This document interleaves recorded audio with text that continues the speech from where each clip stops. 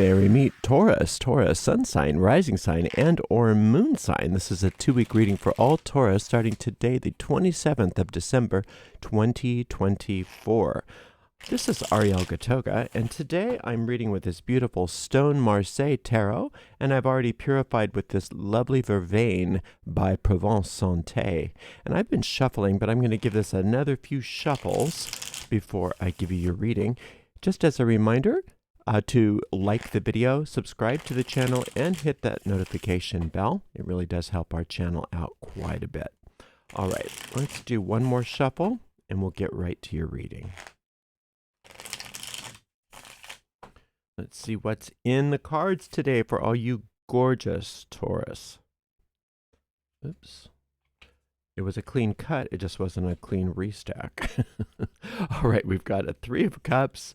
We've got a Page of Wands and a Fool card. I adore this reading for you. This is beautiful. Okay, good work. You've been doing great work, inner work, joyous work, fabulous work. You have every reason to celebrate. And you know, it's not egotistical to celebrate yourself a little bit. It's not egotistical to celebrate your wins and to pat yourself on the back and say, yay me. That's not an ego thing. The ego wants you to think that. The ego wants you to think that you shouldn't celebrate yourself. But the reason why it's not an egotistical thing to celebrate yourself is because the angels are already celebrating you. The universe is already celebrating you. So you're just going to join in the party because you're doing so well, Taurus. You are doing so very well today. This gorgeous Page of Wands is saying that there's all kinds of good news for you, especially in regards to your career. And it's showing me that many of you are slimming down your packing lighter, I should say. You're living lighter. You're living lighter in your life. You're not needing as many things. You're not needing as much. And as a result, you're freer and you're more abundant and you're more prosperous because you're not being weighed down by so many things.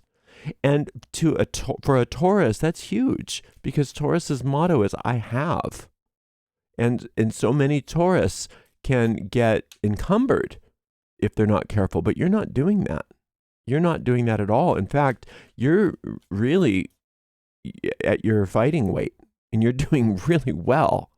And I'm so impressed with you. The innocence that's gleaming through you, it's like you're going from success to success to success.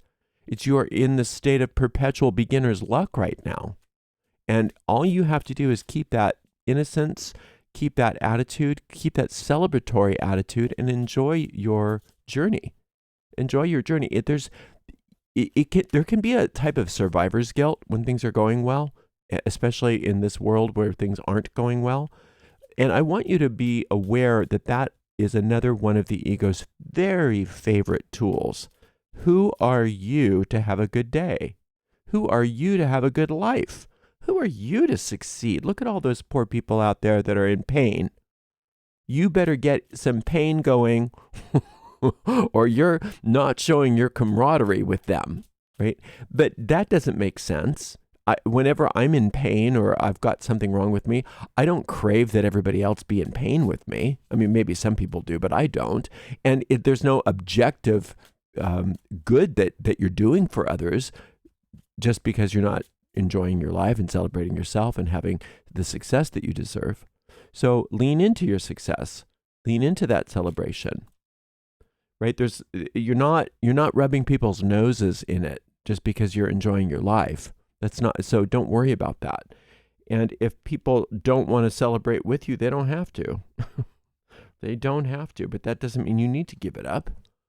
I don't want you to give it up. The universe doesn't want you to give it up because ultimately you're a beautiful example to others. Okay, then we've got this King of Swords. We've got this 9 of Swords. And we've got this 7 of Swords. Even with all of this sword stuff, you're not going to be able to stay down much longer. I think for many of you, you're fighting against this idea of celebrating. You're fighting against the idea that you have reasons to be grateful. You're fighting against the idea that that all is well, because you look outside in the world and you say, no, all is not well. It's horrible. But you're not helping when you lean into the King of Swords. You're helping when you lean into this Three of Cups. And you can't do both at the same time. And the King of Swords wants you to stop all the partying, wants you to stop all the celebration, wants you to be mad, wants you to be mean, and wants you to take no prisoners. And I know what this one's like. I'm really good with King of Swords. I do my best, but when I'm stuck in that, I know exactly what it is. But even sometimes when you're in the midst of a King of Swords experience, it's not like the Queen of Swords who just kind of goes away when you notice her. He just says, so what? You notice me. I'm doing it anyway. Right? And that's that whole attitude of when you're in the midst of some moment, when you're upset or you're disgusted with somebody or whatever it is, and the little voice in you from your guide says, maybe give some grace, or maybe give some forgiveness, maybe find some peace and relaxation. The King of Swords says no. And then the guide will say, well, there's more peace available to you. I don't care is what the King of Swords says. I don't care is his motto. So when you notice yourself going through an I don't care moment, notice that that's what you're dealing with. And the only one that can stop it is you. The only one that can stop it is you, because you have all power over your personality facets. So when the King of Swords is activated, only you can stop it. And sometimes, unfortunately, by the time Taurus is pushed to the King of Swords level, it's a bowl in a china shop that doesn't end for days. And that's something that can be very challenging for a Taurus to turn off, but you can do it. You can do it. And it's not that you should suppress your anger. It's not that you don't have a right to what you're feeling and going through. It's just not worth it. It's not worth it to shut down all of this. It's not worth it to shut down or pause your success, to pause your enjoyment. And you're not helping anybody. I know the ego wants to whisper in your ear and say, no, you're being conscious. You're being responsible. You're not being conscious. You're not being responsible. You're being the King of Swords. And you're not gonna gain anything from it. In fact, you're going to delay from it. So when you notice the King of Swords coming up, first of all, don't make yourself wrong. It's understandable if you just don't care. you're just done with people and you're done with things. It's understandable, but it's also not the truth of who you are on your journey right now. It's very evident that that's not really part of this journey, even though it wants you to think it is. Because that's the ego. The ego is a self-destructive mechanism that wants to shut down all your good. And it would love to use the King of Swords as a vehicle to do that for you. Now, if that doesn't work, which it doesn't look like it's fully working, it looks like it tried. You might have gotten into it a little bit, and then it's passing. You're saying no to that. So then it'll try to get you on another level. Instead of King of Swords, it's going to go to Nine of Swords, where you're just worried and fretting and living in the future and worried about what's coming. And that's more like what's going on right now for many of you, is just being so worried about the future, which again, it's understandable. There's nothing wrong with you. You're not stupid or something. It's not that you're like this defective creature that you are worried. Everybody's worried. So if you rise above your worry, you're actually, the top 1% or something of the population. And that's what you can do. And that's what you are going to do. Because no matter what goes on, you're on this trajectory right now, which I don't think even these worries are going to be able to last long. Because then we've got the Seven of Swords, which turns everything around for your good. So those worries become faith. Those fears become love. That King of Swords becomes peace. And then, like I said, you get back to your fighting weight here. You get back down to the basics, get back down to your innocence, and realize that nothing that the King of Swords says or does, none of these worries actually can change your essential nature.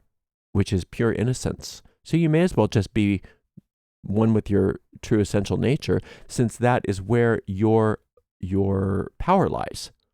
It's like I said, it's like it's like being in perpetual beginner's luck. If you allow yourself to live as the Fool, to live in that innocence, regardless of what the King of Swords is trying to tell you to do, regardless of what those worries are trying to warn you about. Just allow that Seven of Swords to turn all that around for you. And you do that not by trying to turn it around, but by disregarding these things and putting your focus back on your innocence, putting your focus back on that celebration. Like I said, it's already happening. The universe is already celebrating you and bringing you all kinds of good news. And it's up to you whether you disregard it or not. But I'm saying it's probably a really smart idea to disregard the King of Swords and the Nine of Swords, because those things are going away anyway. So don't waste your time in worry. Don't waste your time in resentment and grievance, no matter how justified you are. No matter how justified you are. Because it's not like you're holding a grievance just for the heck of it. It's obvious that you're not just holding a grievance just because you feel like it. It's because it makes sense. You're holding a grievance that's justified, but who cares?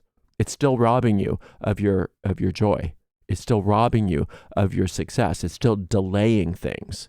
And you're not going to delay anymore. You're going to get right back on that journey, find that innocence, find that forgiveness, and remind yourself that forgiving others is for you, not for them. You forgive others so that you can get lighter and back on your journey and give up the resentments. You forgive them so that they can deal with their own stuff and not you. It's sort of like a reversing spell. When you forgive someone, people have it all mixed up. They think forgiveness is like laying down and saying, okay, you can do anything you want and that's fine. No, forgiveness is more like a jiu-jitsu maneuver where you turn all of their nonsense back on them and you walk free. And that's exactly what this is all about. And I think a lot of the Seven of Swords is about that, about that reversing. Whatever's coming at you or whatever you feel angry about or whatever this is. I mean, there's so much of stuff out there. Whatever this is, through your peace and your forgiveness, what you're doing is you're freeing yourself from it and letting them have their stuff back. And it no longer affects you, so that you can move back on your path where you belong, which is a path of joy and a path of success. And even in the midst of all of this, you are doing so well, because this is your base reading. This Three of Cups, this Page of Wands, and this Fool card. This is your base reading. This is just your ego's response to your base reading. But even with that response up here on this top panel, that Seven still is resolving it. So you're living in a lot of resolution energy anyway. So let's just do it now.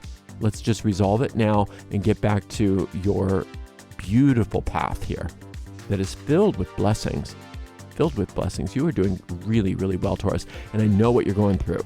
We all are to some degree or another. But you can get through this and you can do it unscathed and you can let everybody have their nonsense back, because you don't need to take any of it with you. Thank you so much for spending some time with me. We'll have another reading for you in 2 weeks. Until then, blessed be.